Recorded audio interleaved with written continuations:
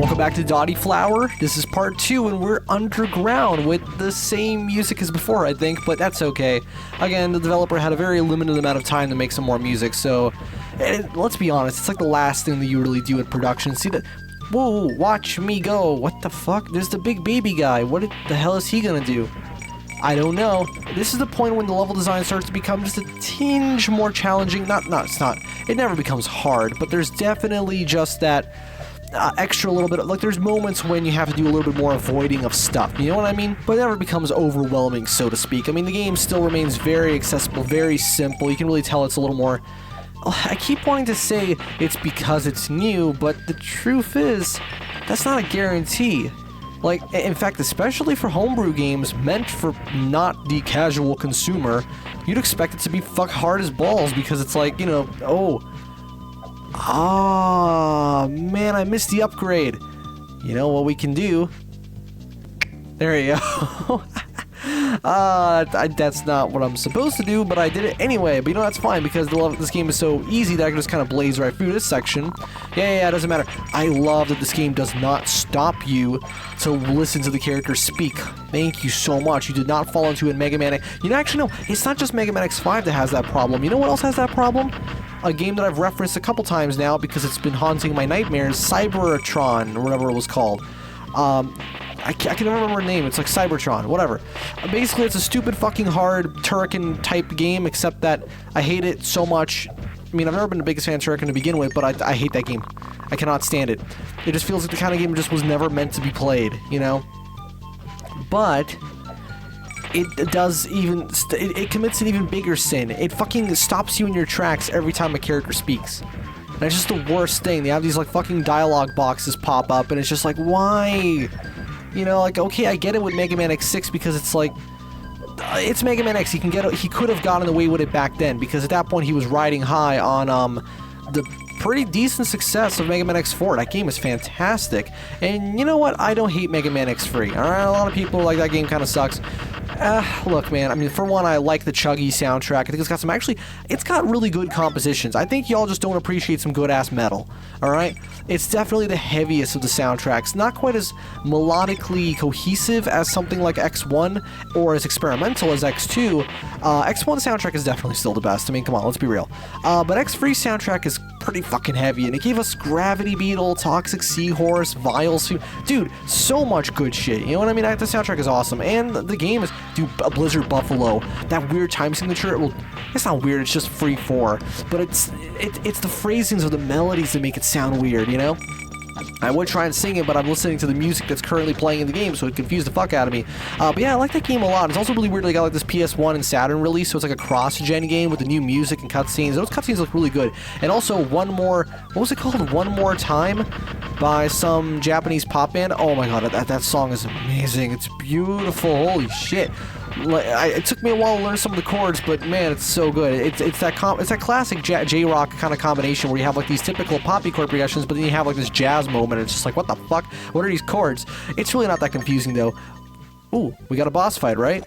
Oh, what the hell is that guy? I do love how just out of nowhere the character designs are for this game. It's just like, what the hell is this dude? Just this giant fucking hand. It's like a big claw that's also a face. And it's shiny in the middle for some reason. That's what it looks like, at least. Hold on. Basically, it's really simple. You gotta predict where he's gonna fire his laser, if anyone remembers that. Also, yeah, for some reason, my character can pull off this, like, screw attack spin move. But it only happens sometimes. See? It's every time I hit the attack button, but only occasionally. You know, there's no exact set pattern to when it happens. It's just kind of like, okay, now I pull that move off. Not sure what's up with that. I've never been the biggest fan of when games do that kind of stuff, when they have just a move that's context sensitive and the game doesn't really do a great job explaining exactly why and how it happens. It's just like, okay, so now I guess if you're close enough to an enemy, I'm not exactly sure. Anyway, thoughts on the Mega Man X games? I don't fucking know. I think I did a vivid noise on X5. You know, I'm actually kind of worried this might be like a two-part... No, it's not going to end that quickly. Trust me. Right, it's going to take some time to get through the levels, especially if we intend on... Or was it... Yeah, if we intend to get as much stuff as possible. Because, as you can see, there are certain sections where you really want to try and get the most out of your jumps, like this, and then hover, and then can. There you go. Oh, fuck. No. I think I've messed it up. No, I got it. I got it. He's got it. All right. Thanks for stopping by. Cozy up here, right? Well, here you have the Broom Jet 4000. So see, the game does have some replay value. There's extra collectibles you can find through exploration. Oh, wow, look at that. You gain way more height now. Look at that. You go so high. That's great. See, that's really good game design. The game is inherently, on its own, quite simple and easy, but there's an extra challenge for those who want to find more stuff and be rewarded. That's the good kind of design that I like, personally. I know that some people love a ball-busting challenge, and that's just... That's the point of entry, you know what I mean? There's nothing past that.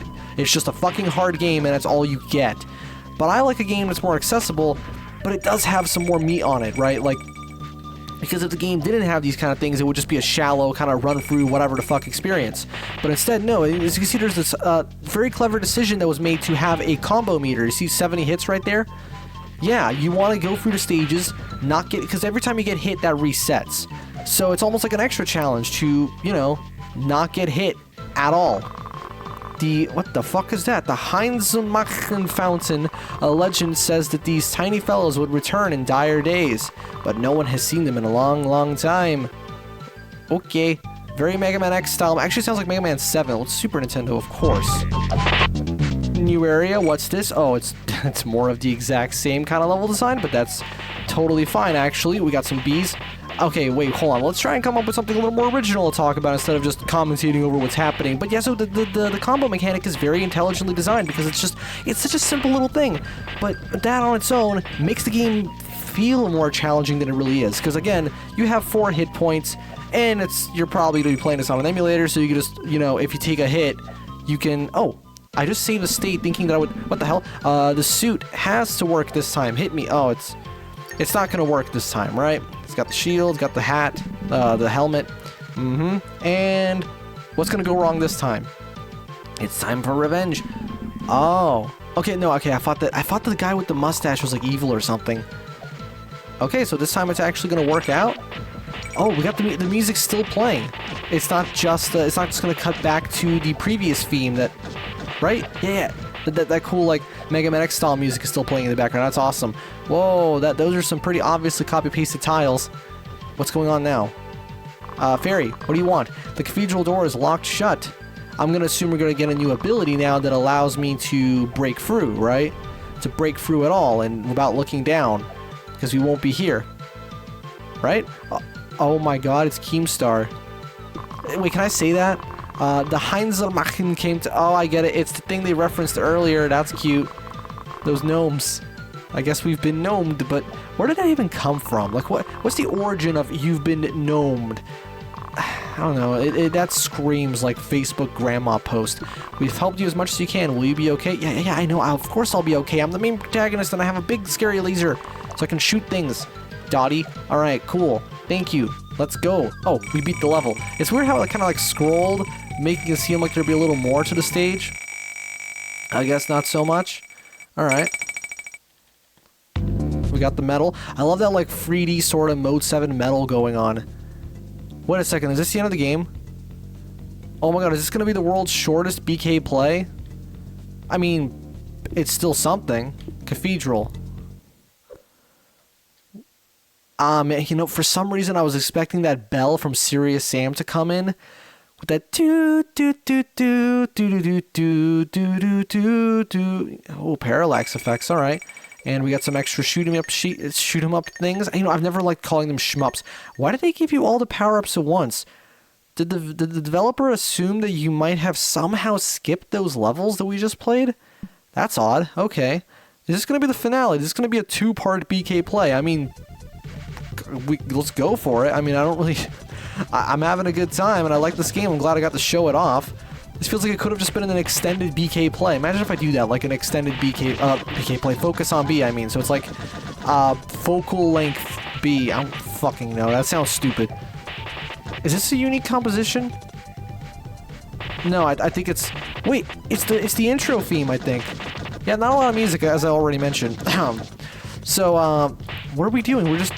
You know, he doesn't seem to be doing a lot to defend himself. He's just kind of sitting there, shooting his lasers. I believe this fight in particular is a reference to...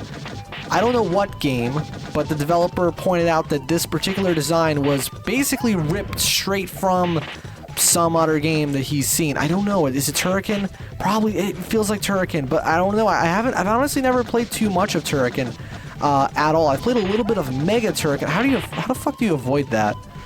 I've played a tiny little bit of Mega Turrican, but, you know, the Genesis one, and I think there's stuff on the...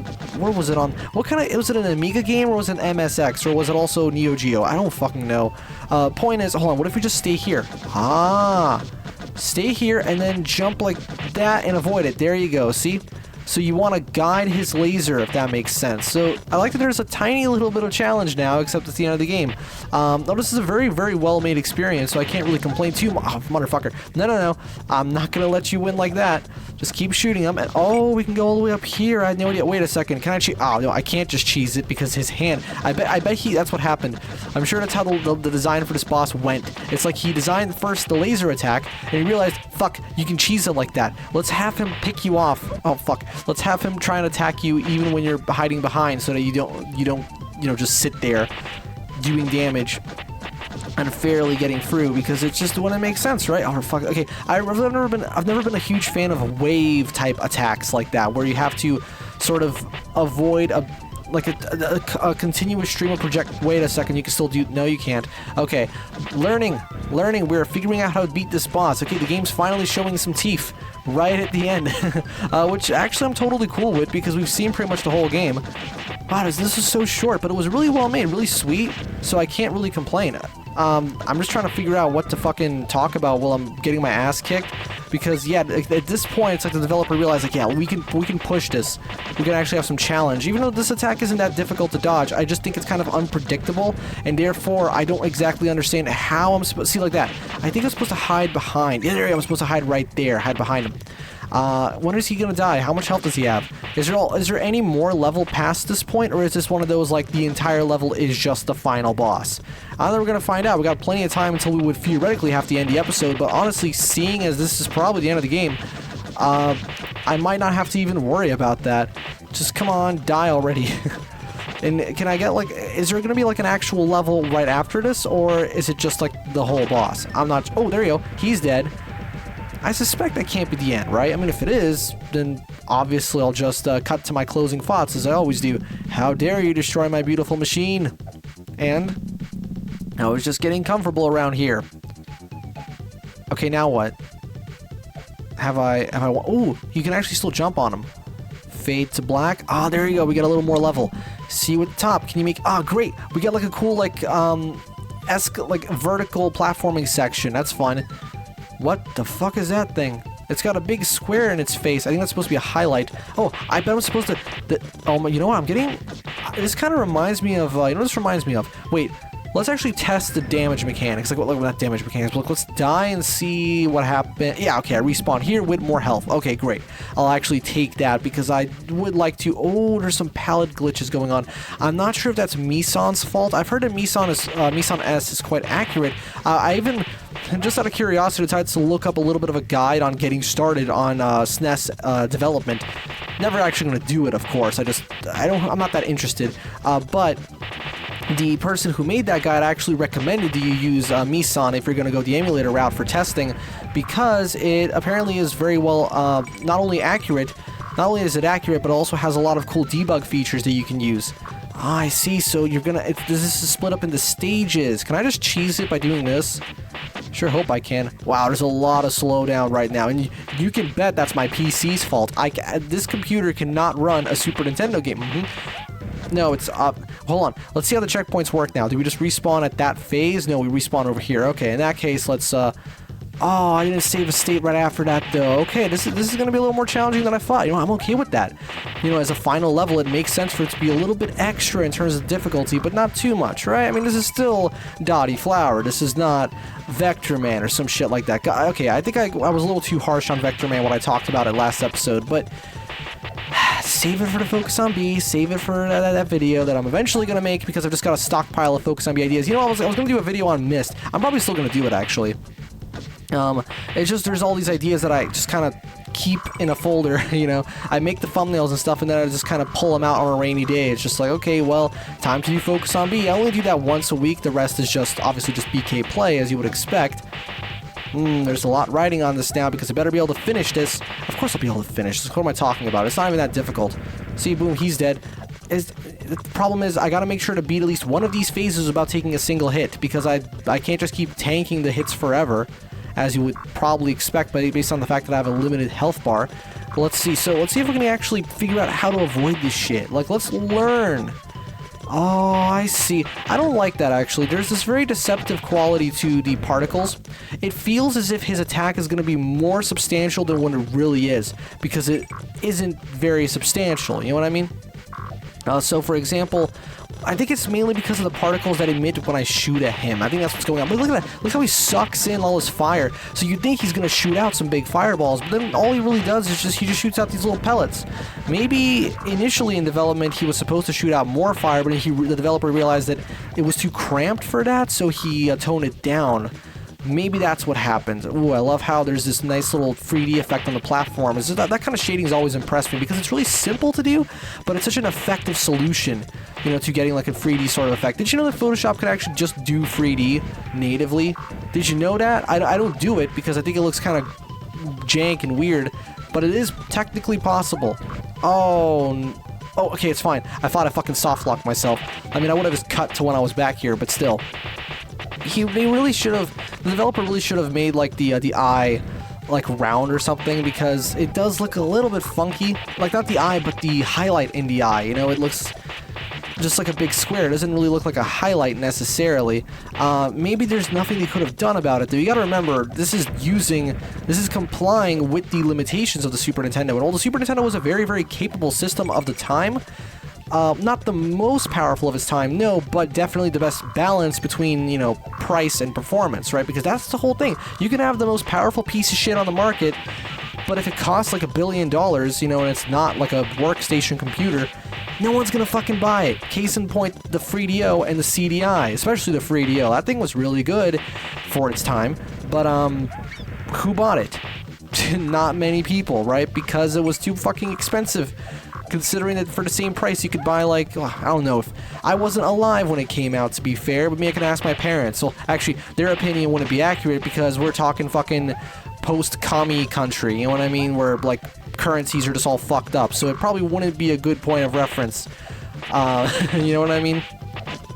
Which is why things just still feel so weird. Like, when I think about the fact that, like, and when, for example, the States had, I don't know, Doom happening, we were still trying to catch up to fucking... I still can't believe, like, the NES wasn't... Actually, the NES did come here, but it was, like, super limited. I think, like, my parents would talk about how, like, they had, like, the one friend who had the Nintendo machine or something like that, you know? Okay, can I just, like... No, okay, I'm gonna have to be... How would you go about... I think I would just have to stay in one... No, that's gonna kill me. Okay. I'm trying to think about how to proceed through this section in the best way possible. Because clearly if I stay... Oh, okay.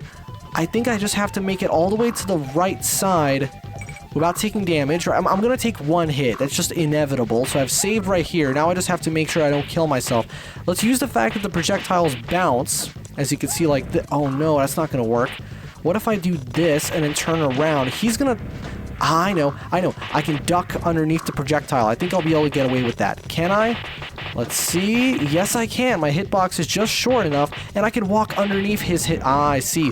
So I can walk through his body. It's not the kind of thing where it's just all one solid hitbox. Let's keep moving through. Jump.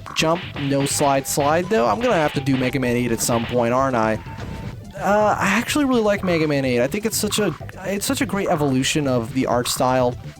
Can you tell that I value that kind of stuff a little too much? I know that the game gets some criticism because of its, not just the cutscenes or whatever, but also because of its pacing, just the overall game speed. Same thing with Mega Man 7 to an extent, because of those bigger sprite sizes, but I don't really mind that too much once you adapt. Although it is interesting because Mega Man X never really had that issue, come to think of it. You know, Mega Man X has never been criticized for its sprites being too big, and that possibly would be because of just the level of detail. Like, you can't argue that, like, Mega Man is definitely a more detailed character in Mega Man 7 than X is in Mega Man X1. That's just a fact, right? That's just true.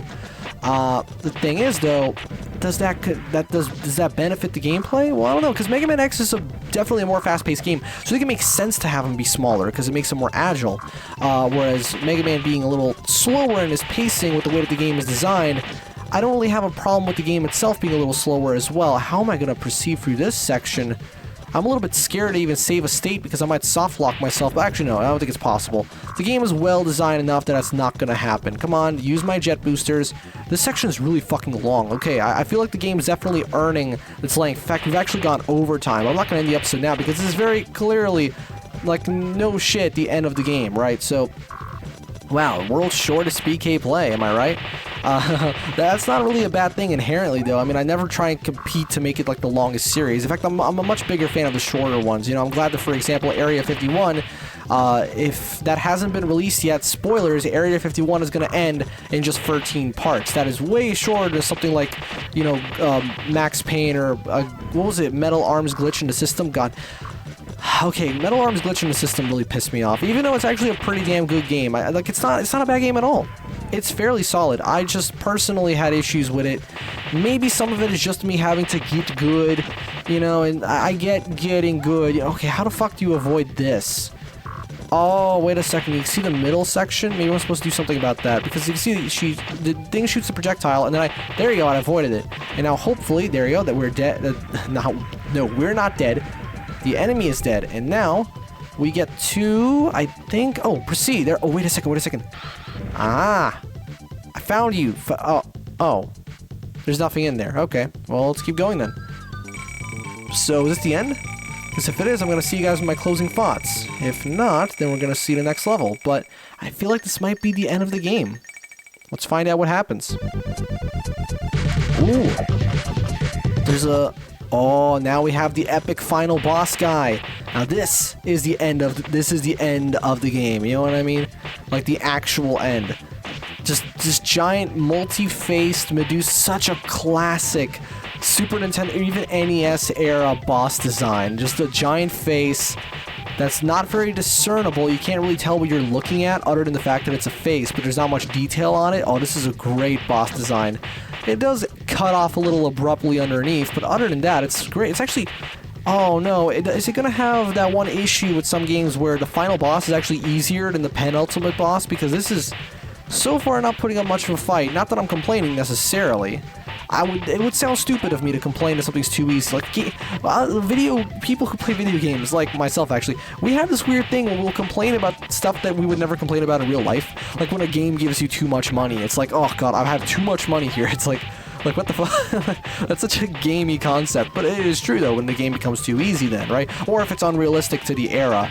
Like I think Nakey Jakey complained about that and it was pretty old now, Red Dead Redemption 2 video where it's like you have like, you know, like 1,000 in-game money, but that really would realistically mean you have like $1 billion, you know?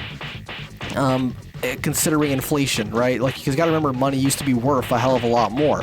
And that really puts things into perspective when you look up the prices of old video game systems, like, especially the ones that flopped. You wonder, well, that doesn't seem like that much money. Why did it fail? Oh, wait, because inflation. Because it actually would have been way more money. You know what I mean?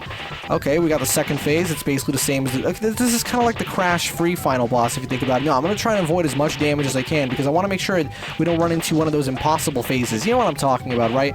There comes a point in a boss in a game where it's just like, you know the developers did not play test. To be fair, this is a one-man project, and there's a chance it might be a little more polished than that, because, you know, the double-edged sword about being a one-man guy, just like doing this on your own, is that, on one hand, yes, you don't have as much time or resources to make things quite as good as you really want them to be, but at the same time, because you're the only set of hands on it, you can be a lot more meticulous with certain things which you might not have the ability to do in a big team, because everyone will be counting on you getting your thing done at a certain point in time. Like, you got all these deadlines. Like, okay, I gotta get the design done now so that this part of the team, the artists or whatever, they can start working on this thing, the musicians can do this thing, and the programmers can do this thing, and blah, blah, blah. You know what I mean? Whereas when you're on your own, it's just like, fuck it, I'll decide to do however I want to do things. Now we got some fire getting spewed. How are we gonna avoid it? Okay, ooh, it reveals spikes. That's gonna be okay. So the hitbox on the actual on the boss exists in the middle as well. Do the gaps expand? No, they don't. It only reveals one set of spikes. The gaps don't seem to actually get any bigger, which is fine. That means you're just going to sit here and just kind of wail on them. This is actually a really simple way to... Oh, yeah, I can do way more damage just by doing this. Look at this. Look at that. Way more damage. Come on. Come on. And we get a little bit of extra health. That's appreciated. I'm guessing that means there's one more phase. Or maybe multiple phases. I'm not sure. So... Oh, what the fuck is he doing now? He's stomping. Is he trying to pull a Sonic CD final boss on me? What is he... What is this final phase supposed to be? He's just kind of stomping in place. Is he revving up to, like, a big final attack or something? I'm a little bit confused. I'm not gonna lie. I'm not sure what that was supposed to be. Most of the attacks are pretty clear. It's like, yeah, this is obviously what's gonna happen. Oh, shit. Okay. I think I see what he's gonna do now. He's gonna ram... Oh, he gravitates towards me. Can I avoid this? Oh, I can almost avoid it with a hover. Okay, let's see if we can figure out how to avoid this. You know, if you had to take a shot, every single time I forget a crucial game mechanic in a game, you would die of alcohol poisoning, because as you can see, that's all I have to do. Use the dash move. And then avoids him. Boom, just time it right, and you're good. Look at that, no problem. What the fuck have I been, like, how? How have I been missing this move? It's like, I mean, no, I've been using it throughout the campaign. It's just like, for some reason, it slipped my mind, you know? So I never thought for a second to use it during this stage of the fight. And as you can see now that I'm using it, oh, look at that. All of a sudden, all of my problems have gone away. I mean, I still have to make sure I don't die like an idiot, but as you can see now, it's actually way more possible because you just go right through the bastard. Look at that, boom. Simple. I mean, you still have to time it really well, though. The game is not very lenient when it comes to how long you have to charge it and then leap to the other side, right? So you're definitely going to want to still be on your A game, but it's not quite as punishing as I once thought, because it's just, oh, look at that, boom. Now I'm on the other side, now I'm over there. You still have, like, no time to fucking charge it, but still, it's not impossible or anything. I mean, not that it would, as I said, it wouldn't be, no competently designed game would be impossible like that, although... Apparently that doesn't seem to be a guarantee, because you have no idea how many fucking games, as I've already talked about, tend to be impossibly designed just by definition, because that's just how they were made. I don't know, man. Like, some games are just, like, fucking stupid. But, hey, that was fittingly the final one. You'll pay for this. We'll return and crush you all. Well, unless they make a sequel to this game, which I hope actually gets up. Imagine this game gets, like, a full commercial release. That'd be awesome. On Steam or something? Fuck yeah. Go, go, go. What's happening now? Is there more to the level? Is there more to the game, or is it going to cut to the celebration sequence? Look what I found in the attic. Broom Jet Unlimited. Good luck, Dottie. Wow, this is... Okay, this has been going on for a lot longer than I thought. But, hey, this is going to be an extra long final episode. I mean, like, what else am I supposed to do? I can't just end it. It's like, look at this. It's like, this is the end. I'll convert your collected gold coins into super rockets. How do I use them, though? I'm just kind of holding down the firing button, and nothing else that I do seems to really make a difference, so, you know, I do wish I can get some health, though, because this is a shoot-'em-up section now, and... Do I win? I guess we win. Awesome. Okay, what do the characters have to say? And now that's how they got away. Oh. Not that good of an ending, I have to say.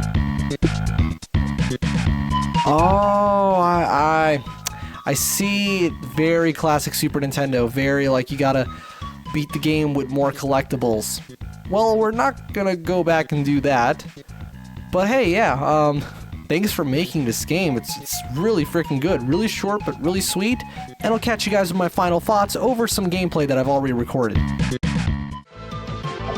For a free, one-man homebrew project, Dottie Flower is an appropriately short game, but that is in no way a detriment. With its overall low difficulty, the replay value comes in several forms. The first of which is clearly being the gold medal system, which, as we just found out, changes the ending in true early 90s fashion. Repeat playthroughs are also encouraged via the upgrade system, as some levels contain optional improvements to your moveset. And lastly, the global combo system, which resets upon getting hit, incentivizes perfect play, something that would make even the most forgiving of games a little less so. As someone who would quickly be scared away from most side-scrolling shooters such as Contra or Turrican, Dottie Flower acts as a highly approachable vertical slice of what I imagine draws most people into the genre, and now I feel just that slight bit more willing to give such demanding games a try. Modern day releases for obsolete systems really is a fascinating topic, which I will likely continue to explore on this channel. Thanks for watching what will probably hold the record for the shortest BK play, and I'll hopefully see you in the next one.